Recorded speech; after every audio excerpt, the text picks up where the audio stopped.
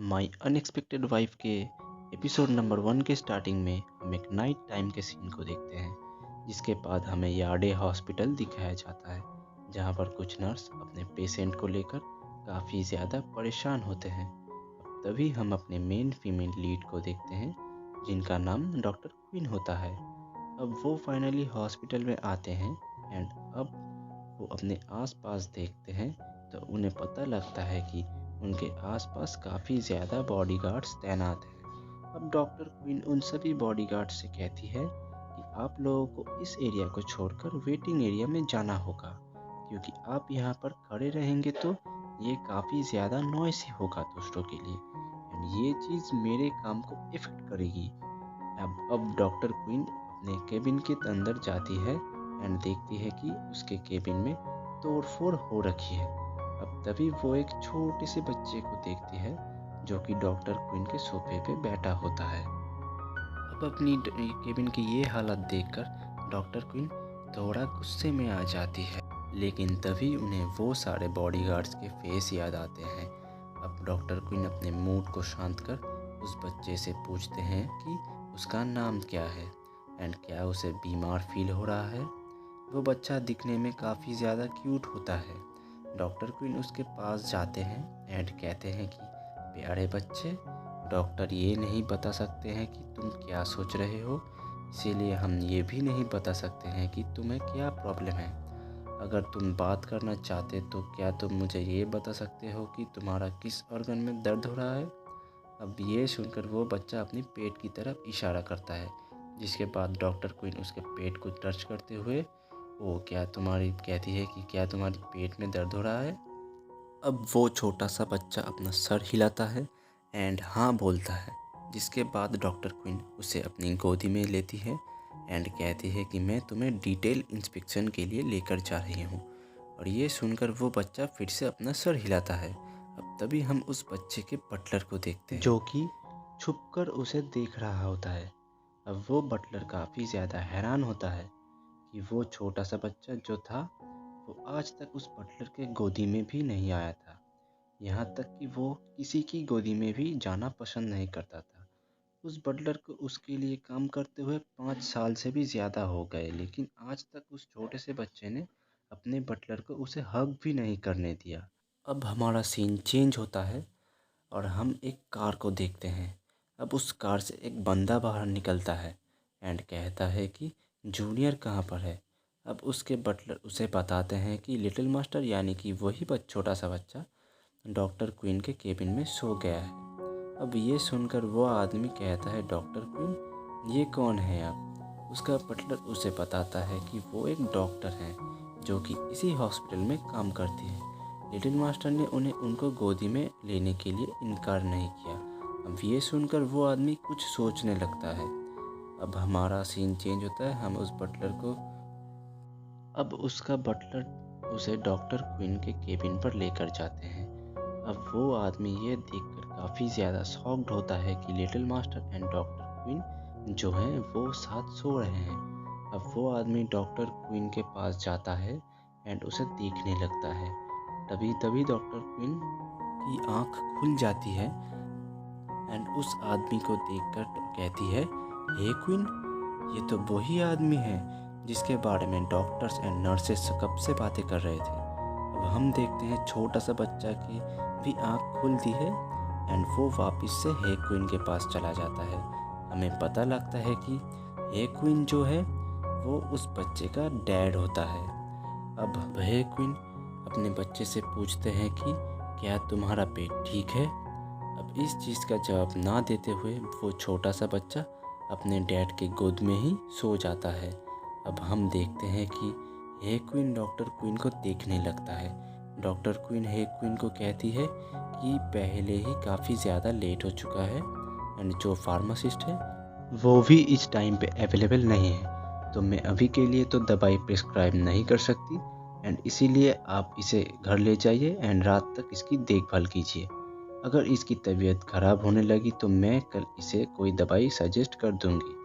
अब ये सुनकर हे क्वीन अपना सर हिलाता है एंड हाँ कहता है एंड वहाँ से जाने लगता है।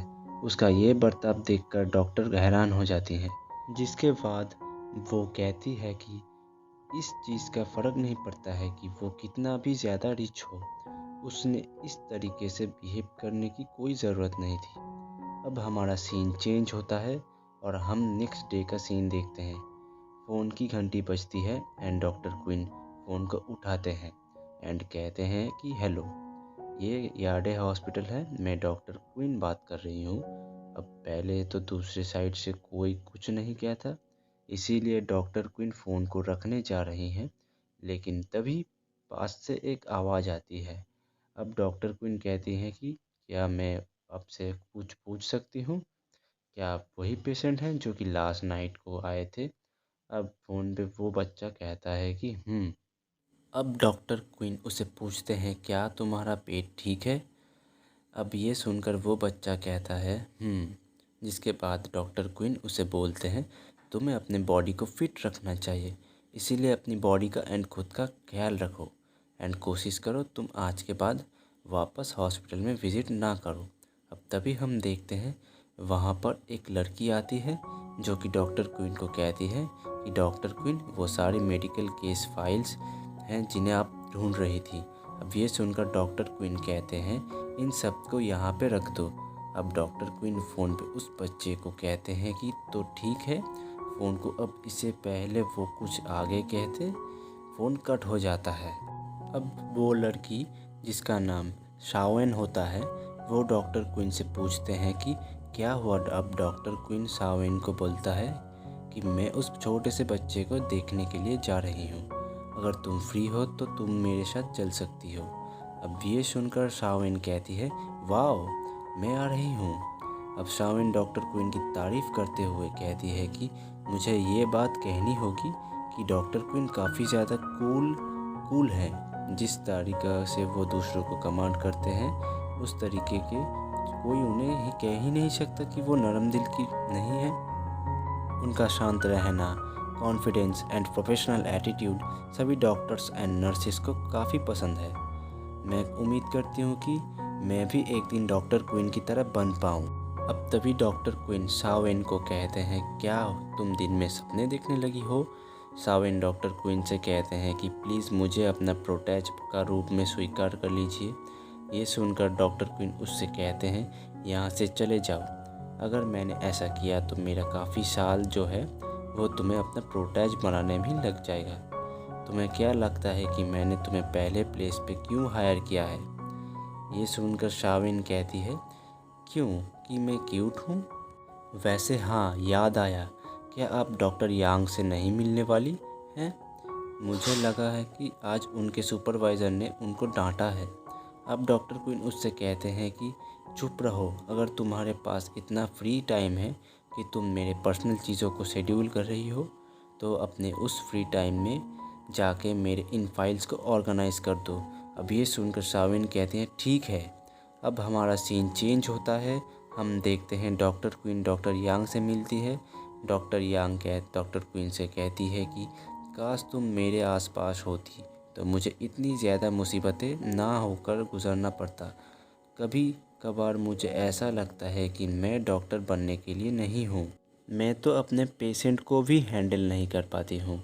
अब ये सुनकर डॉक्टर क्वीन उसे मोटिवेट करते हुए कहती हैं कि तुम काफ़ी ज़्यादा स्किल्ड, जेंटल एंड केयरफुल हो, तो तुम्हें छोटी मोटी बातों से अपने आप को डीमोटिवेट नहीं करना चाहिए। अब ये सुनकर डॉक्टर यंग काफ़ी ज़्यादा खुश होती है, लेकिन तभी वो डॉक्टर क्वीन से कहते हैं कि क्या तुम्हें उस चीज़ का पछतावा नहीं है? ये सुनकर डॉक्टर क्वीन कहते हैं, पछतावा किस चीज़ का? अब डॉक्टर यांग डॉक्टर क्वीन को कहती हैं कि तुम्हारे पास एक मौका था, तुम बाहर जाके पढ़ाई कर सकती थी। तुम्हारी स्किल्स एंड नॉलेज सब लोग पहचानते हैं एंड उसकी तारीफ़ करते हैं। अगर तुम्हें अपनी पीएचडी बाहर से मिल गई होती तो तुम आज चीफ फिजिशियन की असिस्टेंट होती और तुम्हें इतनी ज़्यादा मेहनत नहीं करनी पड़ती। अब ये सुनकर डॉक्टर क्वीन उसे कहते हैं कि ये ज़रूरी नहीं है कि बाहर ही जाके पढ़कर ही तुम सक्सेसफुल बन सकते हो। इनफैक्ट बात यह है कि तुम अगर सक्सेसफुल बनना चाहते हो तो तुम कहीं पर भी बन सकते हो, बस तुम्हारे अंदर पोटेंशियल होना चाहिए। अगर तुम्हारे अंदर पोटेंशियल नहीं है तो तुम जहाँ मर्जी चले जाओ, तुम सक्सेसफुल नहीं बन सकते। अब ये सुनकर डॉक्टर यान कहते हैं कि हाँ, ये बात तो तुमने सच कही, जिसके अंदर पोटेंशियल नहीं वो सक्सेसफुल नहीं बन सकता। अब ये सुनकर डॉक्टर क्वीन कहती है, मेरी चिंता करने के लिए तुम्हारा शुक्रिया, मैं और ज़्यादा मेहनत करूँगी। अब डॉक्टर क्वीन कहती है कि मैं काफ़ी ज़्यादा लेज़ी हूँ तुम्हारे साथ आर्ग्यू करने के लिए। हमारे दोस्त नेक्स्ट वीकेंड को आ रहे हैं। सभी क्लासमेट उनके लिए एक वेलकम पार्टी करने के बारे में सोच रहे हैं। क्या तुम आ रही हो? ये सुनकर डॉक्टर क्वीन कहते हैं कि नेक्स्ट वीकेंड को वो इस चीज़ के बारे में श्योर नहीं है। अगर उनके पास ज़्यादा कुछ करने के लिए नहीं हुआ तो वो आ जाएंगे। अब डॉक्टर यांग कहते हैं कि तुम्हारे लिए बढ़िया ये होगा कि तुम पार्टी को अटेंड ना करो। अगर तुमने पार्टी को अटेंड किया तो वो लोग तुम्हें ऐसा दिखाएंगे जैसे कि तुम एक फूल हो।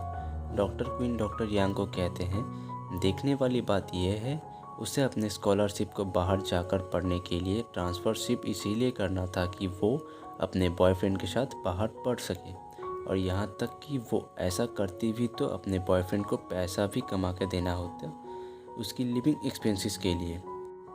इन दिन उसका बॉयफ्रेंड एक हार्ट ब्रेकर बन जाता एंड उस जैसी सेंटिमेंटल गर्ल को डंप कर देता। ये बिल्कुल वही चीज़ है जो कि वो लोग टीवी शो में हर टाइम देखते रहते हैं। ये सुनकर डॉक्टर यांग कहते हैं, क्या तुम ऐसा सोचती हो? डॉक्टर क्वीन कहती है, उसे और कैसा सोचना चाहिए। अब डॉक्टर क्वीन डॉक्टर यांग को कहते हैं, अब हमें यहाँ से जाना चाहिए। अब डॉक्टर क्वीन जैसे खड़ी होती है, वापस वो छोटा सा लड़का उससे पकड़ लेता है एंड उसकी तारीफ़ अपनी प्यार भरी नज़रों से देखने लगता है।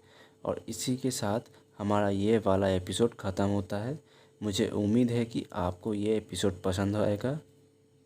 अगर आप लोगों को ये एपिसोड पसंद आया तो प्लीज़ लाइक एंड सब्सक्राइब करना मत भूलना।